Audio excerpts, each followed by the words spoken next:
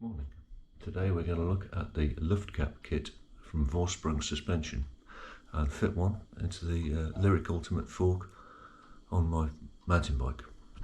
So stick around and we'll get it done. So the bike in question's a 2020 Ritmo AF, as I say, fitted with a Lyrik Ultimate. You can't fit the Luftkappe using the C1 air spring that comes in the 2021 Lyrik fork because you cannot undo the piston from the top of that air spring. So the fix is to avail yourself of the old solo air shaft and then remove the piston head from the top of that, and we'll come to that shortly. So I'm just going to get these forks out of the bike first and we'll move on. Okay, so we've got the fork out of the bike, and the first mission then will be to take the pressure off the air spring. So we're going to undo the cap here and let the air pressure out.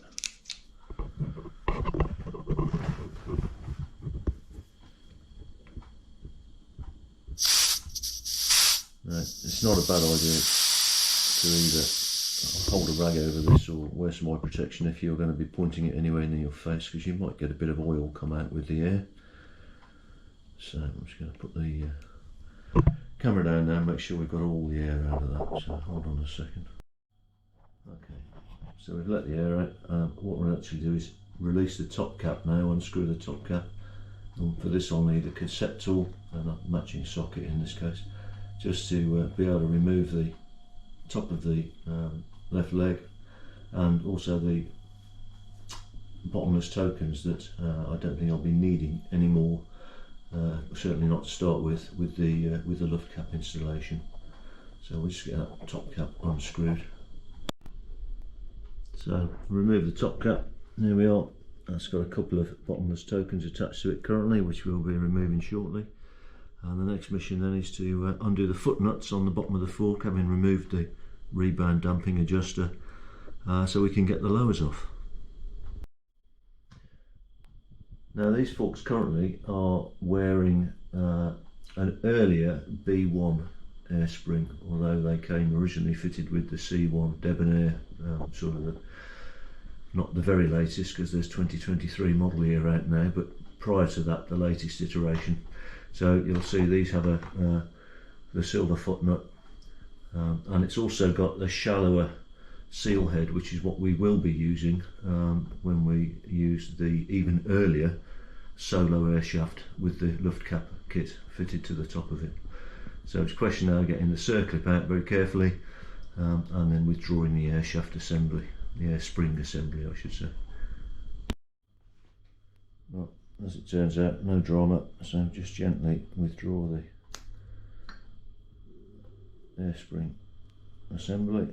So there's the seal head that we will be reusing, but the actual shaft itself, the top out bumper and the piston in this case we can't use because you can't get that piston off this air shaft, hence the reason for using the earlier solo air shaft.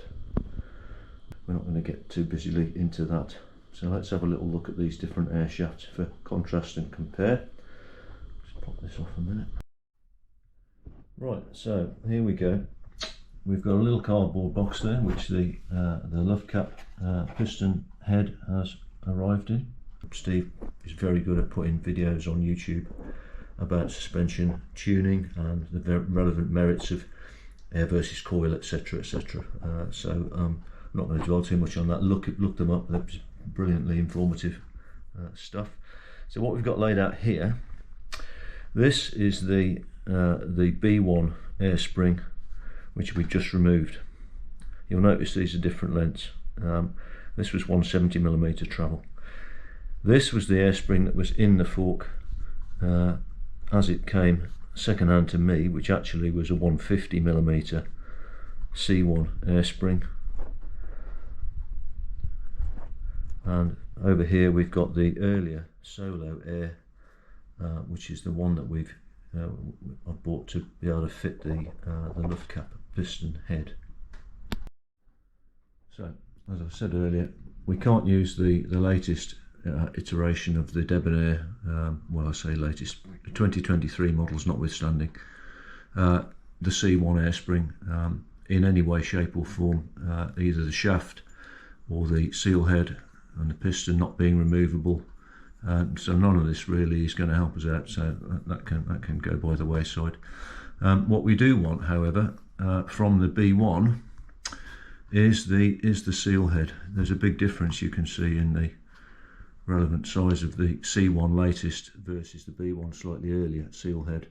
There is an aftermarket replacement alternative, if you call it what you will, for the B1 seal head, which you can get from TF Tuned. Other tuning companies are available, but we want the lower profile job here, not the big new hollow affair that comes with the C1. So put that to one side. So we want to get the foot nut off the B1 shaft. That will need to come off to actually let us take the seal head off that we want to be able to use with our earlier solo air shaft.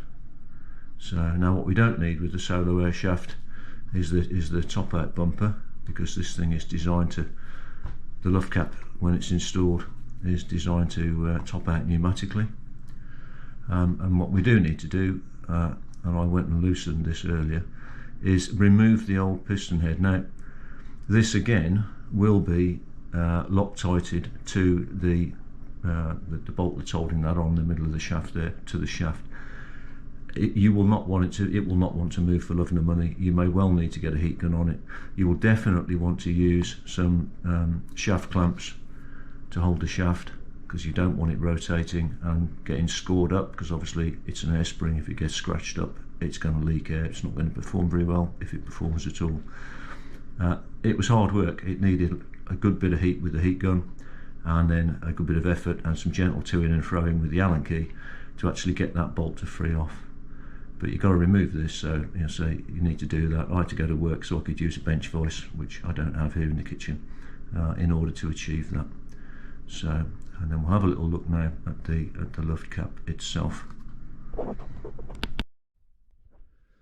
So the Luftkappe is basically a two-piece assembly with a few seals and glide rings and so on added to it. There's a little the sort of cap unit itself, which is a piece of aluminium finely threaded, and then the bit that's going to actually be bolted using the existing Rockshox solo air mounting bolt to the solo air shaft.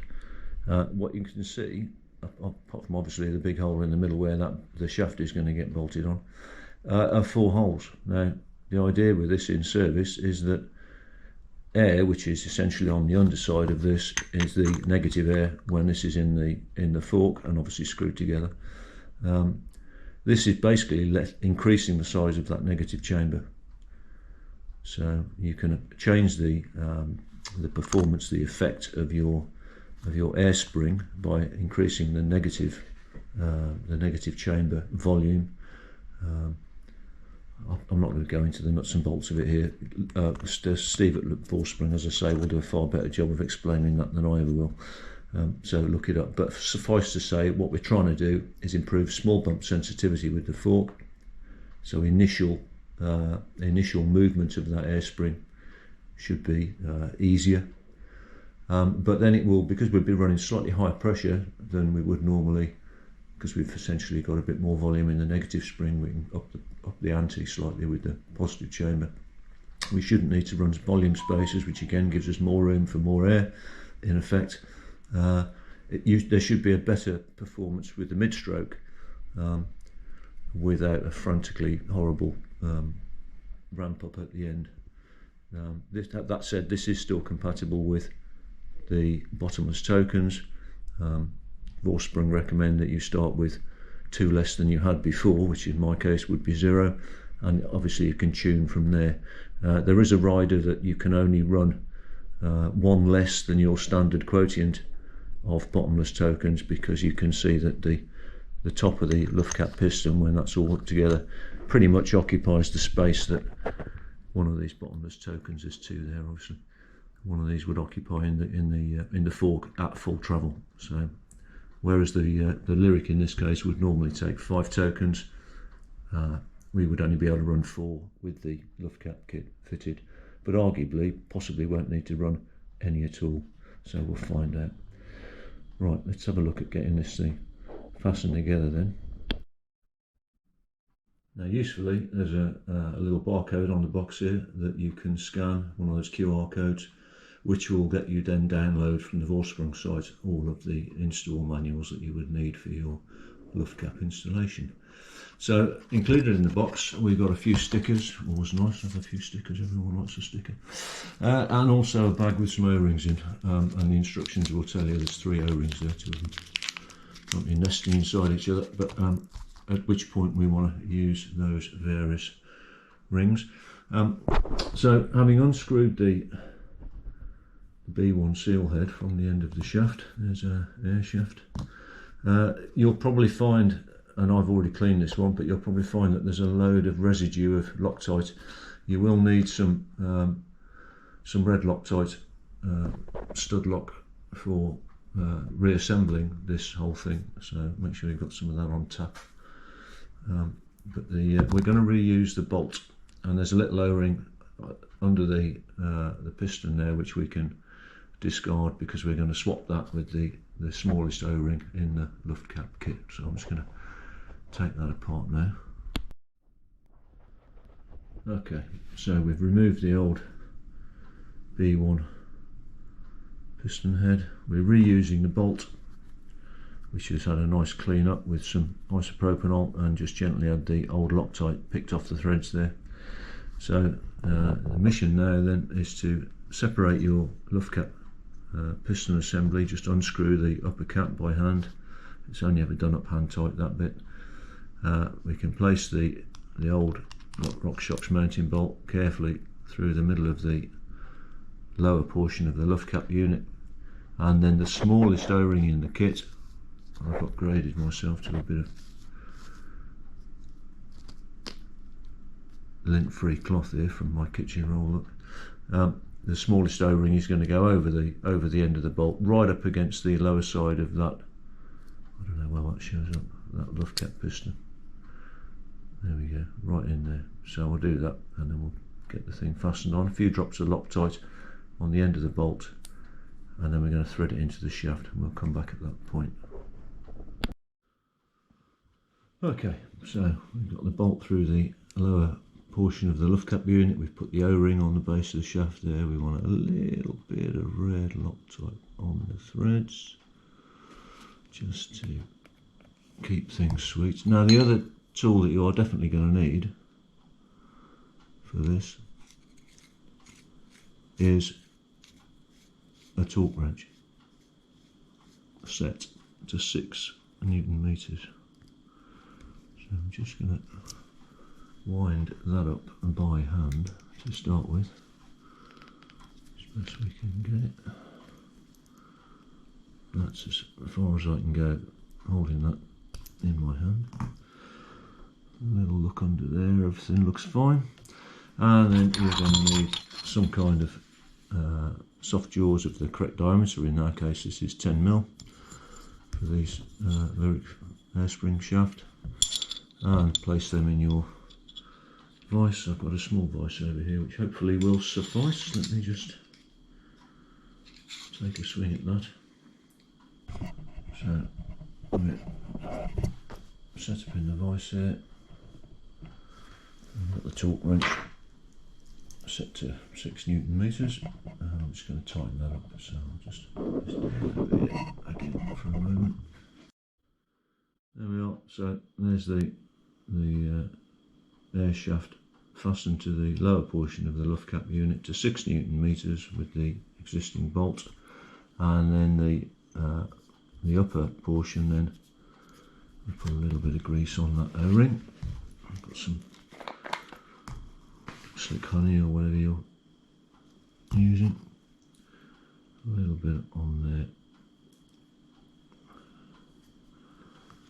just on those threads on the O-ring, and then we're going to just screw the dome onto the Luftkappe unit by hand. hand pressure only. Careful not to cross thread those nice fine threads.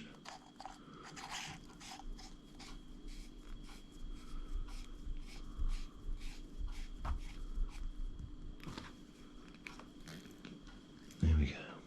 So, and then we can get ready to install that in the fork. So we'll need to get the seal head off the B1 seal head off the other shaft.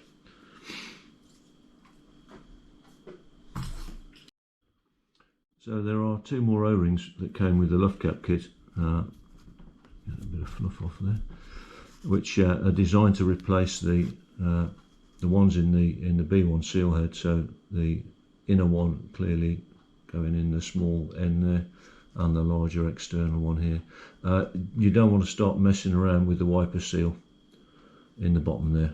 Don't have any attempt at fiddling around with that. There's no need.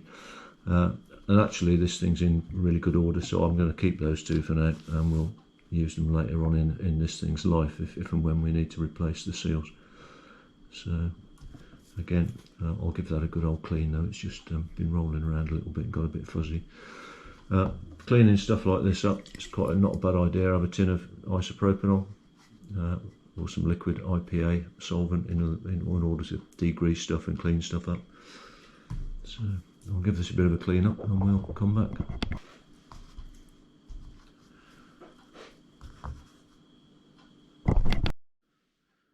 So there we are. So we've got the luft cap piston screwed together, fastened on the top, and we've got some a freshly greased up B1 seal head. You'll note that we're not reusing the top out bumper, the rubber bumper, because this thing is designed to top out pneumatically, as we mentioned earlier, and obviously before this goes back into the fork it will be thoroughly greased with something like shram butter or slick honey, whatever you want to call it, some of your favourite suspension grease of choice.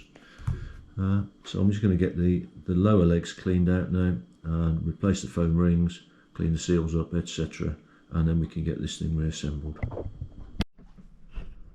Okay, so we've cleaned out the inside of the stanchion and the outside of the stanchion with some isopropanol. Given the luft cap piston head and the seal at the bottom of the seal head there a good wipe of grease, and then we can just gently just get those two back in there.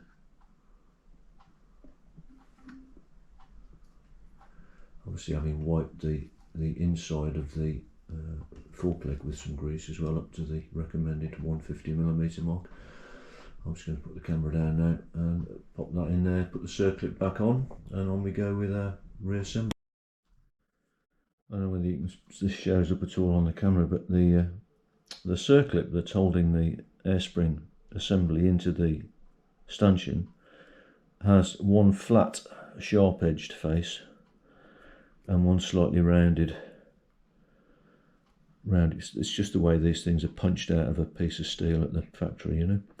And you want to make sure that the sharp-edged face is the lower, i.e. when you insert this in the end of the fork stanchion to retain the seal head, you want the sharp edge on the downstream side of your fork, towards the bottom, towards where the wheel would be when it's assembled. Just a note. So I'm just soaking up a couple of foam rings, new foam rings. I've got some motor oil here, use whatever you've got. The lower legs just there for lube. So yeah, anything that's sort of 10, 15, 20 weight oil will probably be fine. I like the motor stuff and I just happen to have some here, so that's what I'm using at the moment. So we'll get these foam rings installed back in the lower legs, and then put some grease around the fork seals. I'm not changing those this time, they're not that old at all, so they're perfectly serviceable. And then we can get the thing assembled. The important thing when we come to put the lowers back on, from in terms of the fork working properly once it all goes together with the luft capper, is that we need to make sure that the air spring is in the fully extended position when we install the lowers. Otherwise there's a chance that the fork will sit too far into its travel. It won't sit up in its travel. So just have to bear that in mind. Right, let's get these back in.